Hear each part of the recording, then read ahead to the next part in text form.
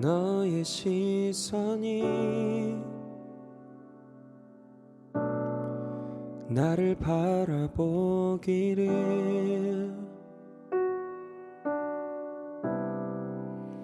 너의 마음이 나를 사랑하기를 나는 기다린다 나는 기다린다 너의 생각이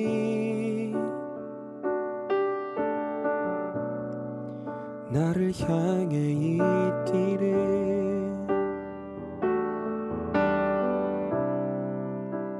너의 마음이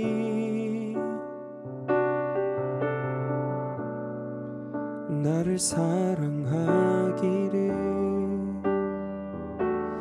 나는 기다린다 나는 기다린다. 이 시간 우리 모두를 예배로 부르시는 말씀에 아멘으로 응답하시며 예배의 자리로 우리 함께 나아가도록 하겠습니다. 그러므로 형제들아 우리가 예수의 피를 힘입어 성소에 들어갈 담력을 얻었나니 그 길은 우리를 위하여 휘장 가운데로 열어놓으신 새로운 살 길이요 휘장은 곧 그의 육체니라. 우리가 마음의 뿌림을 받아 악한 양심으로부터 벗어나고 몸은 맑은 물로 씻음을 받았으니 참 마음과 온전한 믿음으로 하나님께 나아가자. 아멘.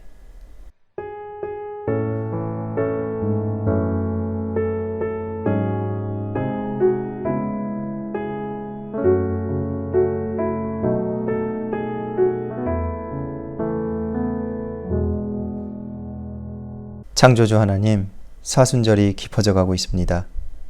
여전히 세상도 보이지 않는 미래에 대한 어두움과 전쟁으로 어찌할 바를 모르고 있습니다.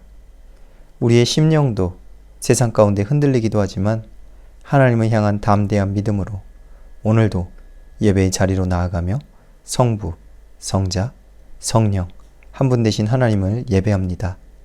이곳에 오셔서 함께 하시며 우리를 다스려 주시옵소서. 예수님의 이름으로 기원합니다. 아멘. 우리 함께 교동문 128번 사순절 5번째입니다. 교동문 128번 사순절 5번째 함께 교독하도록 하겠습니다. 나의 영혼이 잠잠히 하나님만 바라며 나의 구원이 그에게서 나오는도다. 오직 그만이 나의 반석이시요 나의 구원이시요 나의 요새이시니 내가 크게 흔들리지 아니하리로다. 넘어지는 담과 흔들리는 울타리같이 사람을 죽이려고 너희가 일제히 공격하기를 언제까지 하려느냐. 그들이 그를 그의 높은 자리에서 떨어뜨리기만 꾀하고 거짓을 즐겨하니 입으로는 축복이요 속으로는 저주로다. 나의 영혼아 잠잠히 하나님만 바라라. 물은 나의 소망이 그로부터 나오는도다. 오직 그만이 나의 반석이시오 나의 구원이시오 나의 요새이시니 내가 흔들리지 아니하리로다. 나의 구원과 영광이 하나님께 있으며 내 힘의 반석과 피난처도 하나님께 있도다. 백성들아 시시로 그를 의지하고 그의 앞에 마음을 토하라. 하나님은 우리의 피난처시로다. 아멘. 우리 다 함께 사도신경으로 우리의 신앙 고백하도록 하시겠습니다. 전능하사 천지를 만드신 하나님 아버지를 내가 믿사오며 그 외아들 우리 주 예수 그리스도를 믿사오니 이는 성령으로 잉태하사 동정녀 마리에게 나시고 본디오 빌라도에게 고난을 받으사 십자가에 못 박혀 죽으시고 장사한 지 사흘 만에 죽은 자 가운데서 살아나시며 하늘에 오르사 전능하신 하나님 우편에 앉아 계시다가 저리로서 산자와 죽은 자를 심판하러 오시리라. 성령을 믿사오며 거룩한 공예와 성도가 서로 교통하는 것과 죄를 사하여 주시는 것과 몸이 다시 사는 것과 영원히 사는 것을 믿사옵나이다. 아멘. 오늘 함께 나누실 말씀 찾아 봉독해 드리도록 하겠습니다. 함께 나누실 말씀 신약성서 누가복음 15장 11절에서부터 32절까지 말씀입니다. 누가복음 15장 11절에서부터 32절까지 말씀입니다. 제가 가지고 있는 성경 신약성경 121페이지, 122페이지에 있습니다. 누가복음 15장 11절에서 32절까지 말씀 다 찾으신 줄 믿고 제가 봉독해 드립니다.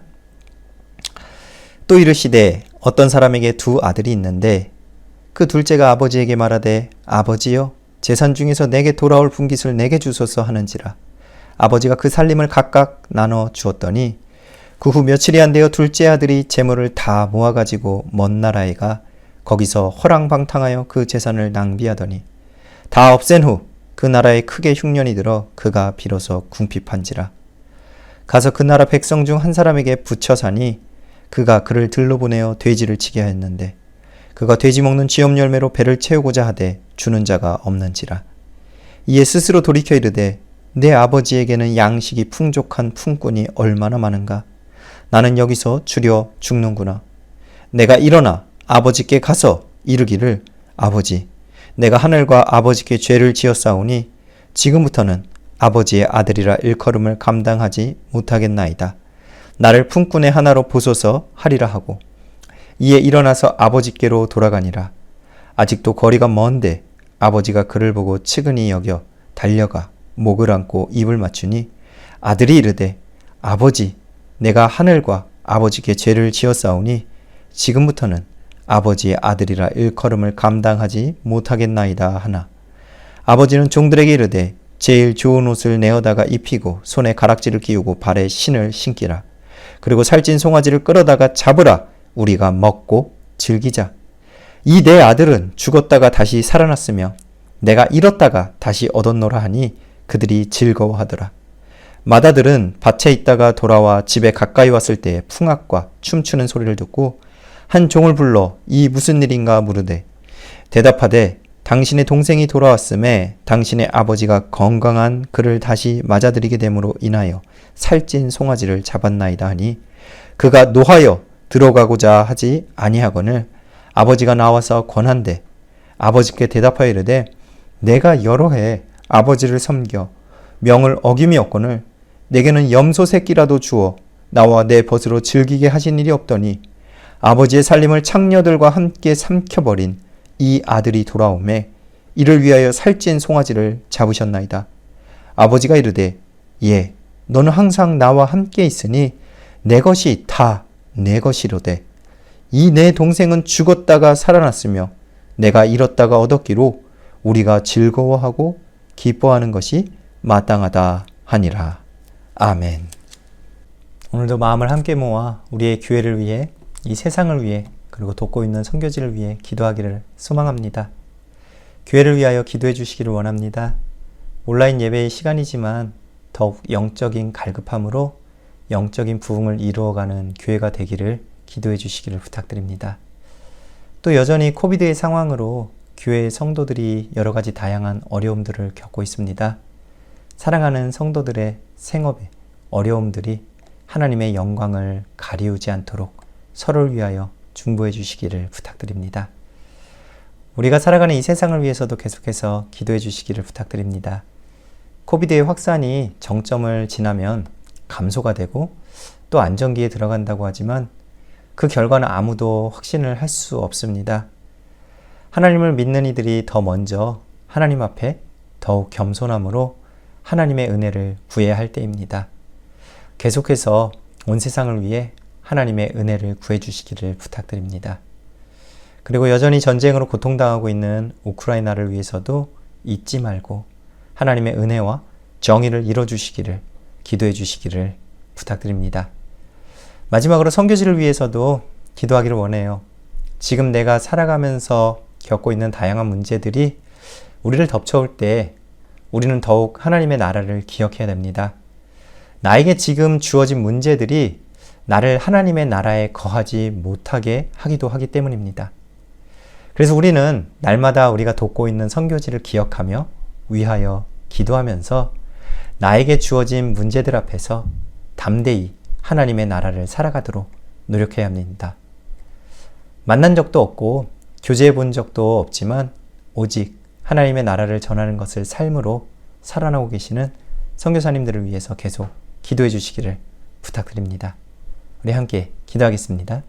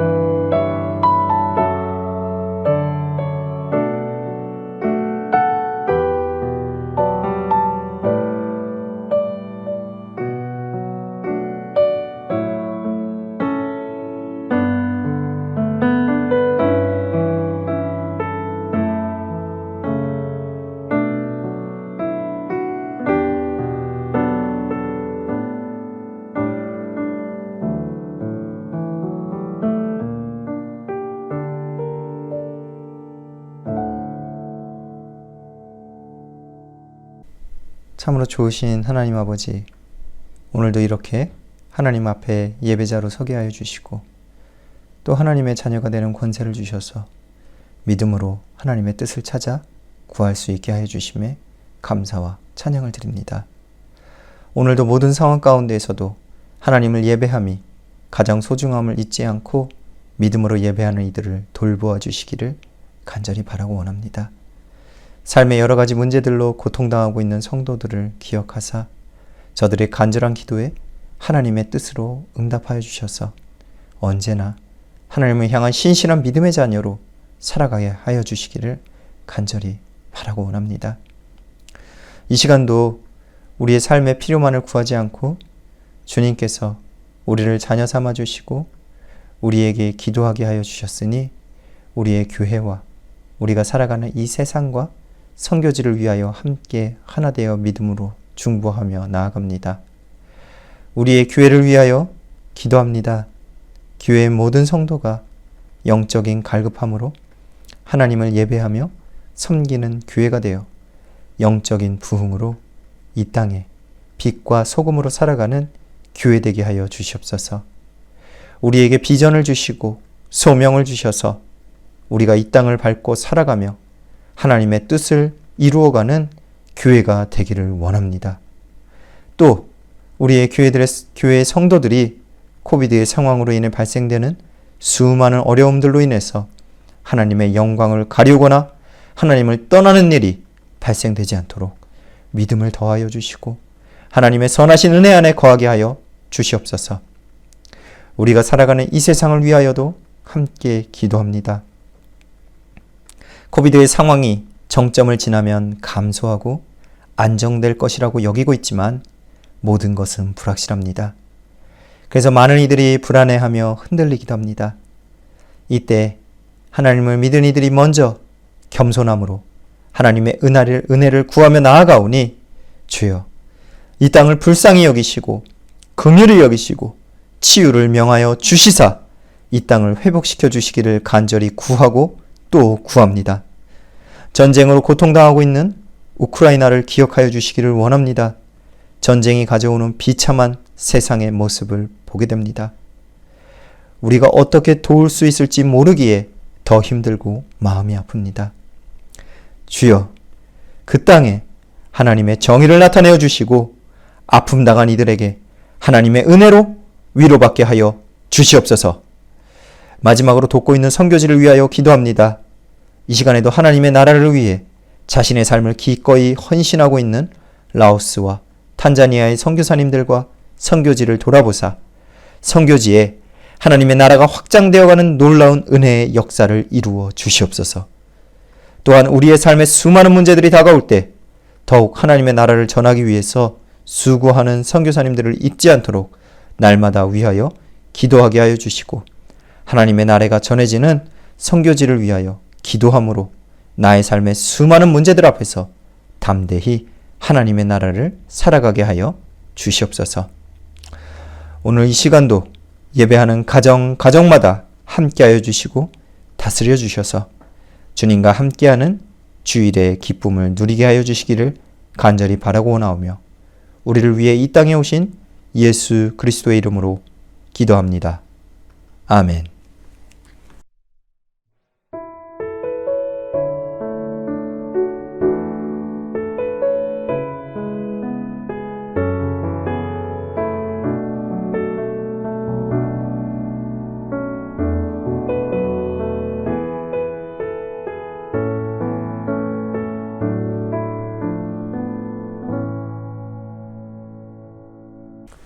지난 한 주도 주어진 복을 누리며 내가 맺어야 할 열매가 무엇이어야 할지를 고민하고 또 살아내시고 예배의 자리로 나온 여러분 모두를 주님의 이름으로 환영합니다.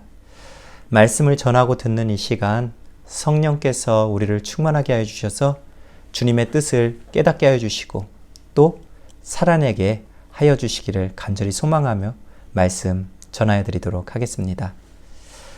누가복음 15장의 시작은 바리새인들과 서기관들이 세리와 죄인들과 어울리는 예수님을 향해서 비방함으로 시작되고 있습니다. 1절과 2절의 말씀입니다. 모든 세리와 죄인들이 말씀을 들으러 가까이 나아오니 바리새인과 서기관들이 수군거려 이르되 이 사람이 죄인을 영접하고 음식을 같이 먹는다 하더라. 아멘. 예수님께서 세리와 죄인들과 어울려 계셨지만 예수님께서는 세리와 죄인들이 짓고 있었던 죄를 함께 저지르고 계셨던 것은 아니었어요. 바리새인들과 서기관들도 그 사실은 잘 알고 있었지만 그들과 함께 한다는 것만으로 예수님을 비방하고 있었습니다. 이러한 비방 가운데 예수님께서 전해주신 첫 번째 비유가 3절에서부터 7절에 양 100마리 중에 한 마리를 잃어버린 사람이 그 잃어버린 한 마리의 양을 찾아와서 기뻐하는 비유를 먼저 말씀해 주셨고, 그리고 이어서 두 번째 비유로 8절에서부터 10절에 10 드라크마를 가지고 있었던 여인이 한 드라크마를 잃어버리고 다시 찾게 되자 큰 기쁨을 누리고 그 기쁨을 이웃들과 함께 나누었음을 전해주셨습니다. 그리고 이어진 세 번째 비유가 바로 오늘 함께 봉독해드린 11절에서부터 32절의 말씀입니다.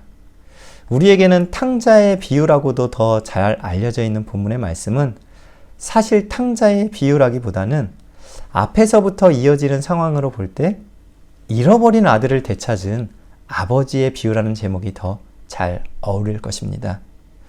예수님께서는 자신이 세리와 죄인들과 함께 한다는 이유로 비방하는 이들과 함께하고 있는 세리와 죄인들 모두에게 이 비유를 전하고 계십니다. 첫 번째 비유는 양 한 마리였어요. 그리고 이어진 두 번째 비유는 한 드라크마였습니다. 드라크마는 성경 안에서도 종종 언급되는 데나리온과 동일한 가치를 지닌 화폐 단위였다고 합니다. 첫 번째, 두 번째 모두 소유한 물질들을 잃어버렸다가 무언가를 다시 찾았을 때 그 기쁨이 얼마나 큰지를 전해주고 있죠. 그리고 이어지는 세 번째 비유에서는 소유의 일부가 아니라 두 아들 중에 한 아들을 되찾은 아버지의 기쁨이 얼마나 큰지를 보여주고 있어요. 예수님께서는 이렇게 잃어버린 것이 크든지 작든지 찾게 되었을 때 큰 기쁨을 누렸다라고 선포하시는데, 이렇게 선포하신 이유는 예수님을 비방하던 바리새인과 서기관들이 하나님께서 잃어버린 자를 찾기를 원하신다라는 사실을 깨닫기를 원하셨기 때문입니다.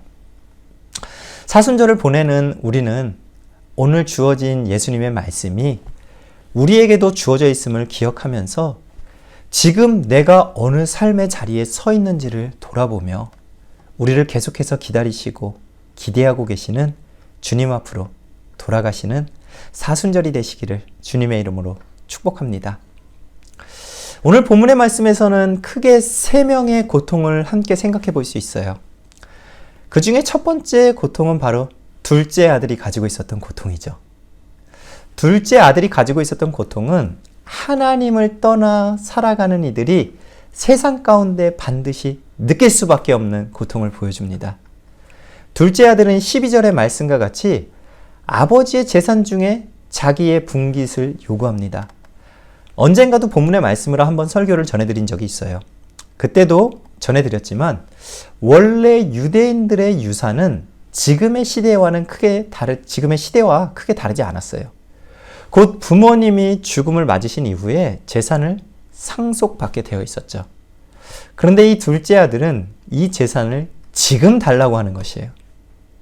아버지가 멀쩡히 살아계신데 지금 달라고 하는 거예요.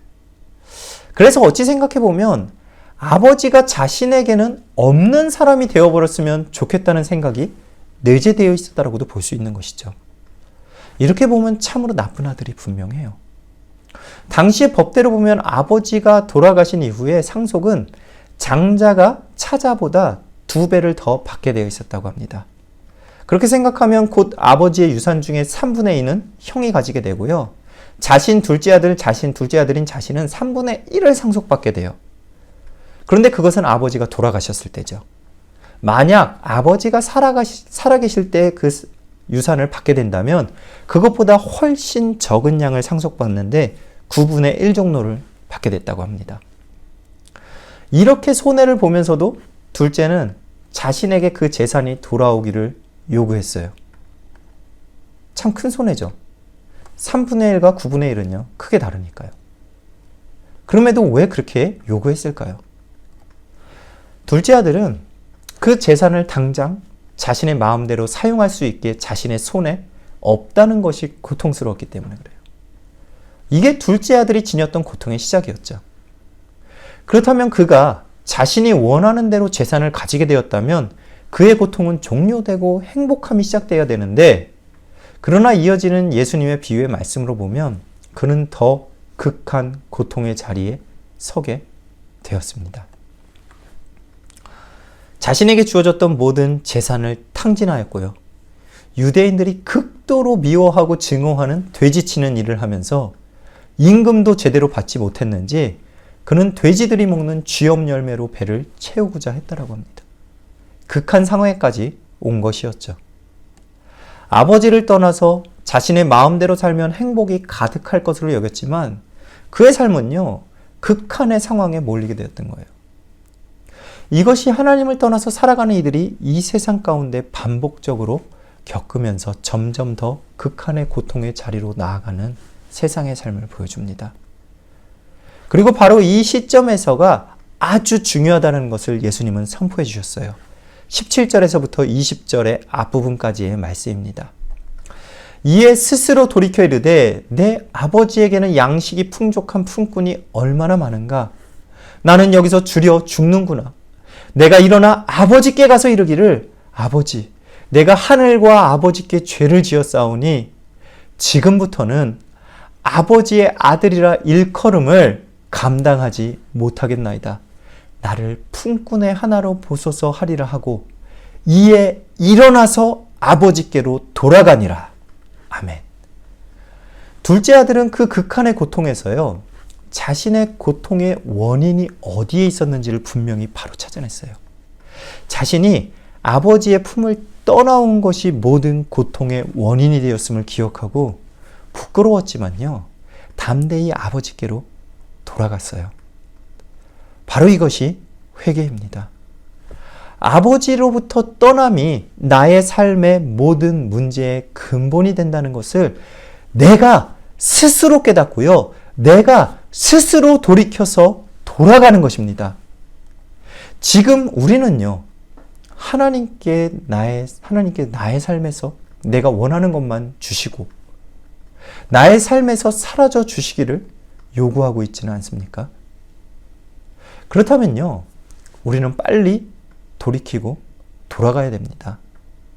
우리에게 필요한 것만 챙겨서 하나님을 떠나서 살아가면 행복할 것 같지만, 그래서 하나님께 요구하기를 하나님 요거만 주시면 좋을 것 같아요 해서 그것만 받으면 행복할 것 같지만, 그래서 하나님을 떠나면 모든 것이 끝날 것 같지만 결국 그 끝은요, 더욱 큰 극한의 고통만이 있음을 잊지 말아야 합니다. 그리고 중요한 것은요, 다른 사람이 아니라 내가 스스로 자각하고요, 내가 스스로 돌이켜야 함을 잊지 마시고 주님께 스스로 돌이켜 나아가시는 사순절이 되시기를 주님의 이름으로 축복합니다. 두 번째로 우리는 첫째 아들이 가지고 있었던 고통을 우리는 생각해 보아야 합니다. 둘째 아들이 가지고 있었던 고통이 하나님을 떠난 이들이 세상 가운데 겪는 고통이라면, 첫째 아들이 가지고 있었던 장자가 갖고 있었던 고통은 하나님과 함께 한다고 생각하는 이들이 겪는 고통이었죠. 곧 자신을 회개하고 돌아왔고요, 위로운 자라고 여기는 자들이 느낄 수 있는 고통이에요. 첫째 아들은 아버지와 함께 살아가고 있었어요. 겉으로 볼 때는 큰 문제가 없어 보여요. 둘째 아들과 같이 재산을 요구해서 아버지를 떠난 적도 없고요, 아버지를 대적하지도 않았으니까 말이에요. 어떻게 보면 둘째 아들에 비해서 참으로 착하고 의로운 아들이죠.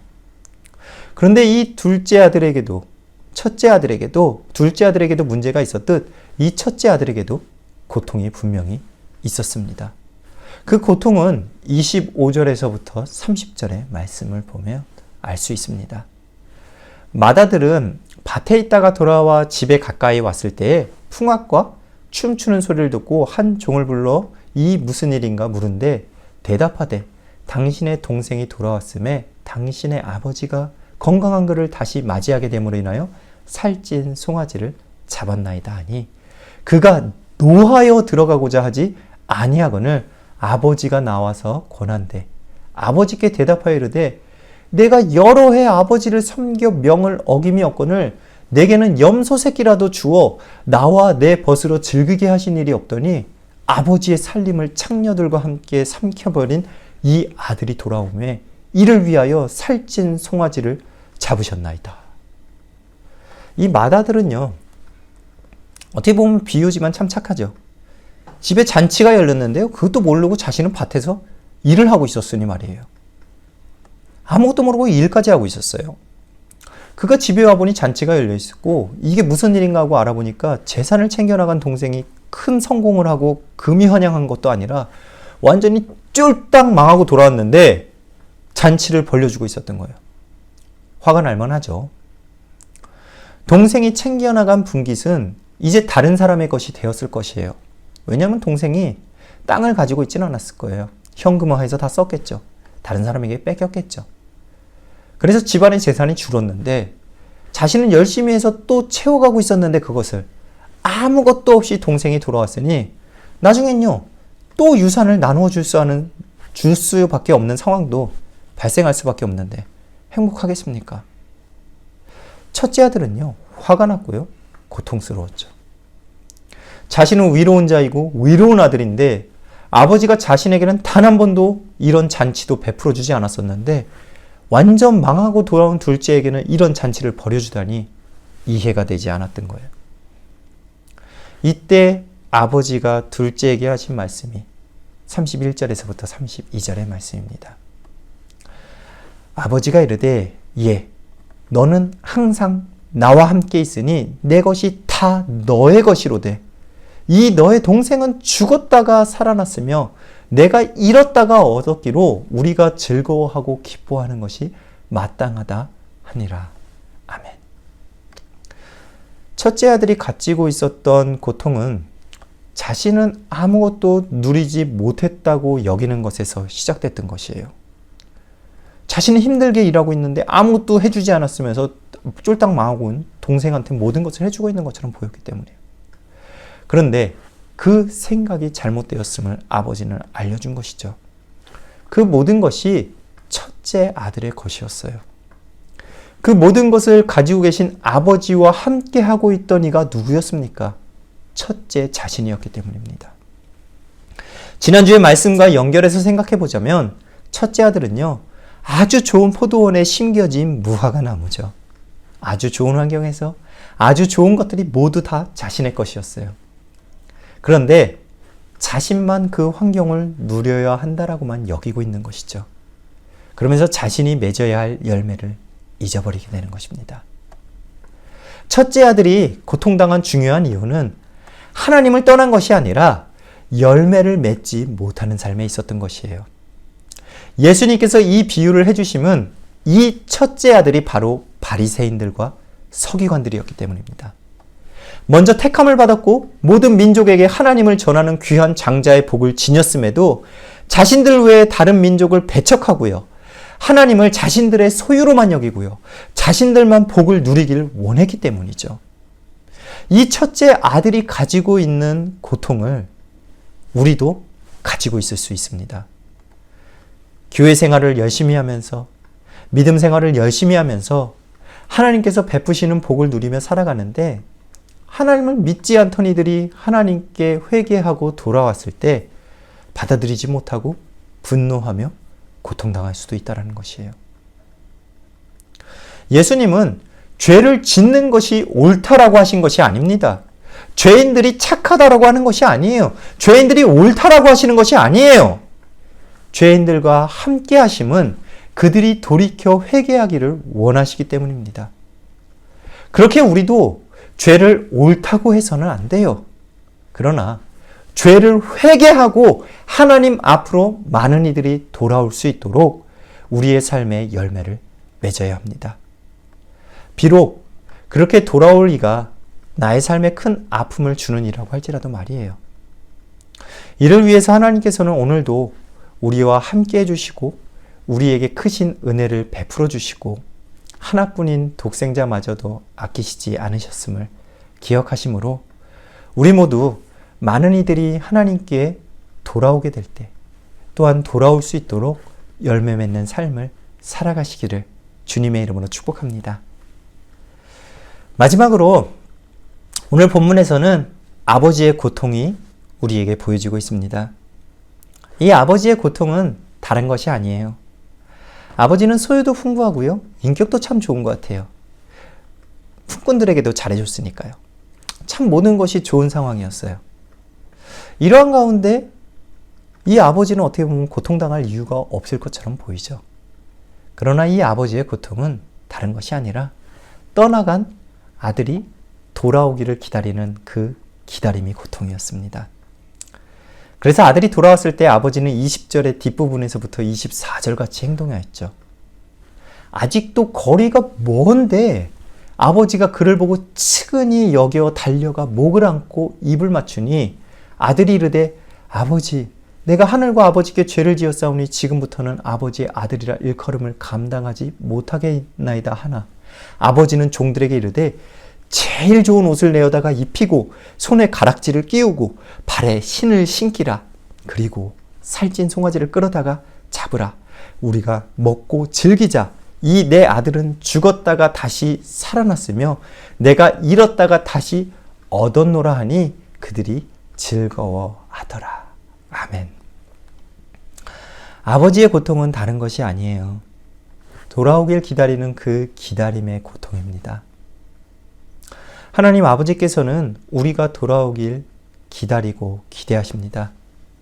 그 고통이 얼마나 크셨기에 하나뿐인 독생자를 보내셔서 아낌없이 내어주시기까지 사랑하시고 기다리고 계십니다.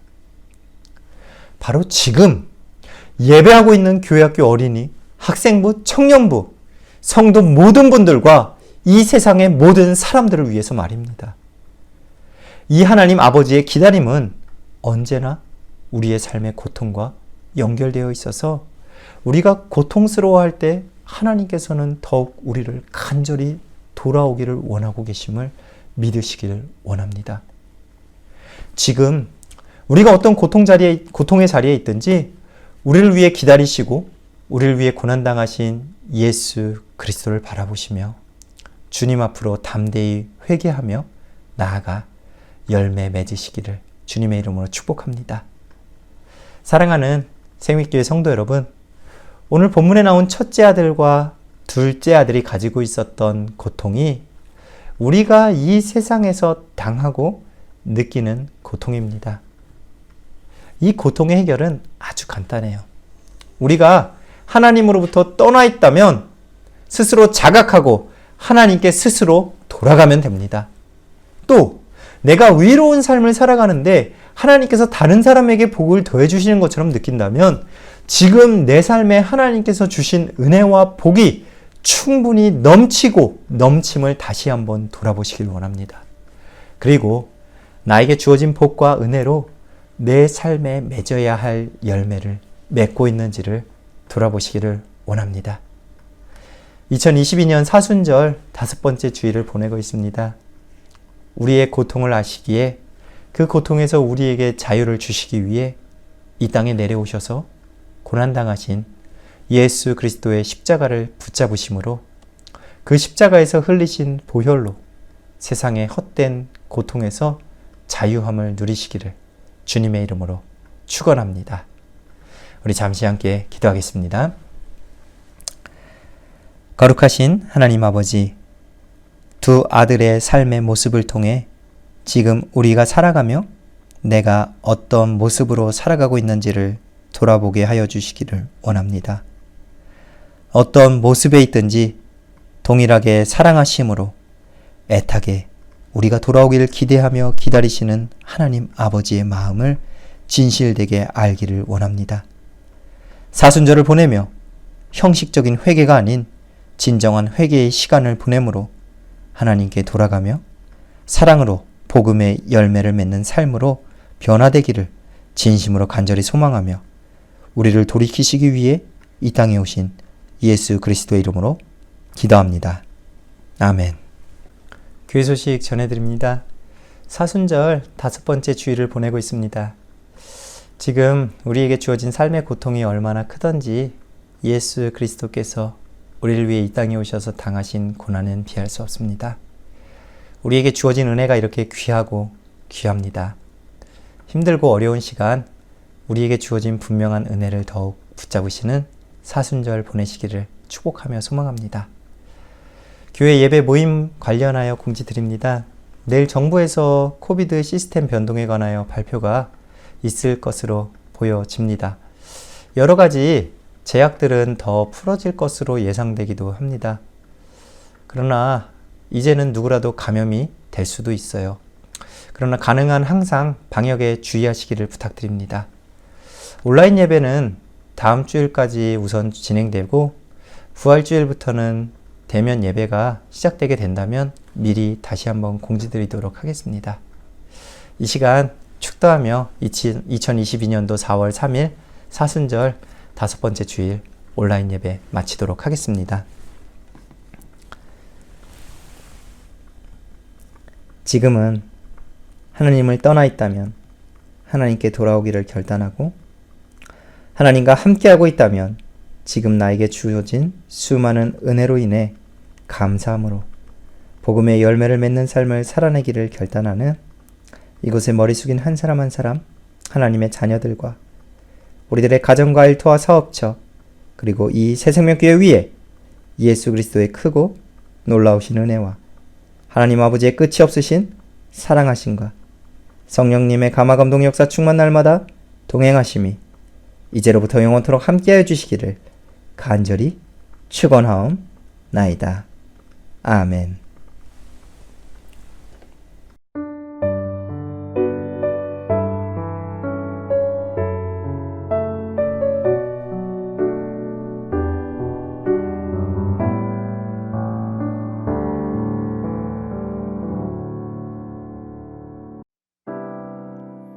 너의 시선이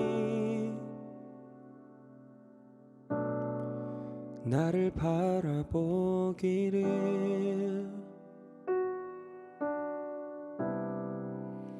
너의 마음이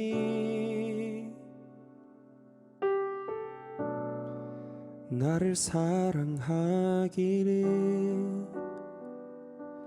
나는 기다린다 나는 기다린다 너의 생각이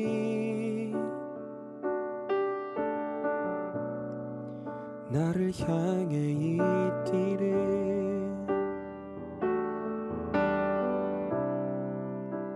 너의 마음이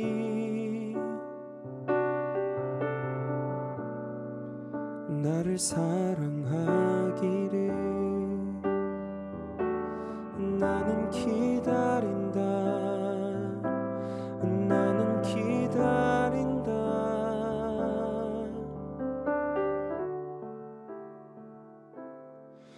나는 기다린다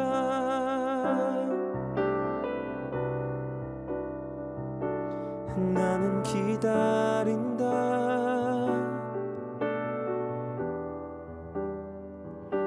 나를 버려도 아깝지 않을라 기다린다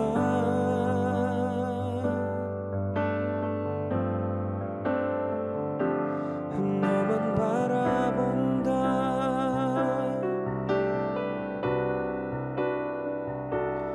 너만 바라본다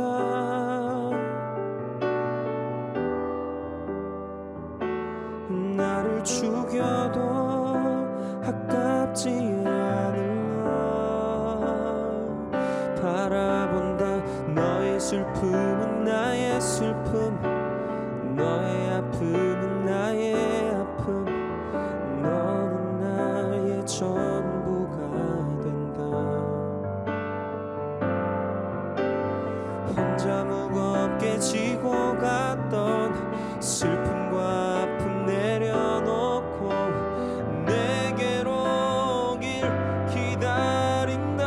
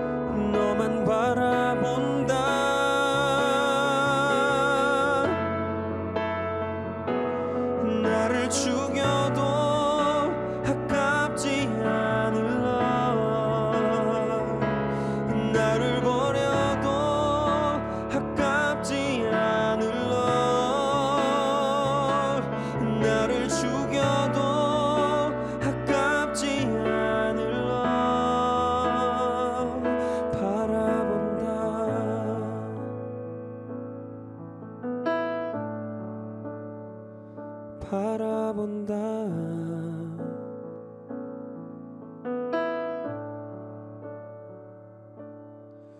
기다린다.